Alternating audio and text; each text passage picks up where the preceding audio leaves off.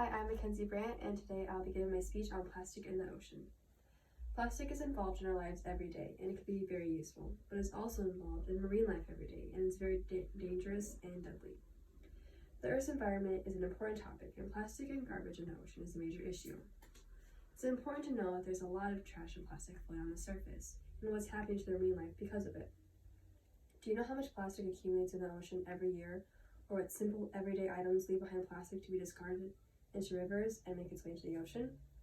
In order to better understand how dangerous plastic is, we will learn how much debris is in the ocean and what effects of having plastic in the ocean are, and what's being done to stop the spread of it.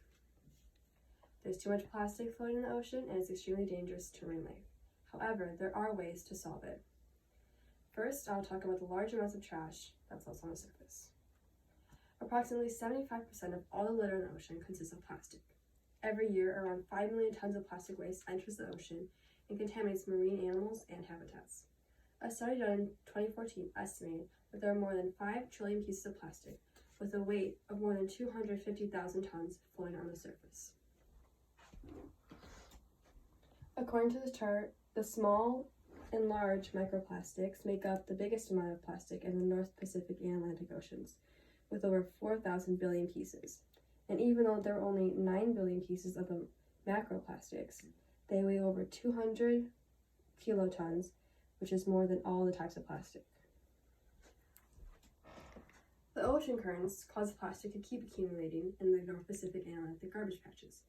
Even though most plastic waste comes from rivers that flow into the ocean, there are many other ways of entering. Direct littering from people at beaches or fishermen at sea, stormwater runoff, tidal or rain transport, illegal dumping, sewage outflow, and heavy rains can all take part in breeding plastic. With all this trash and plastic contaminating the world at sea, many new problems have been created. What are the effects of the trash floating in the ocean? The trash and plastic that sits on the surface is harmful and deadly to animals that live in and around the water.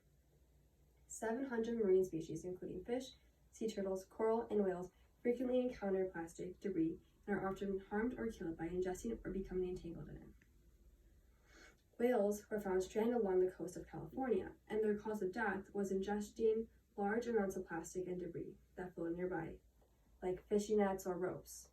Many autopsies of sea turtles have found that their non-natural death was due to ingesting plastic and tar. The remnants of some of their digestive tracts have fishing line, ropes, nets, styrofoam, and plastic bags. Plastic bags are very dangerous to sea turtles because when they float in the ocean, the plastic bags look like jellyfish, which is their primary source of food.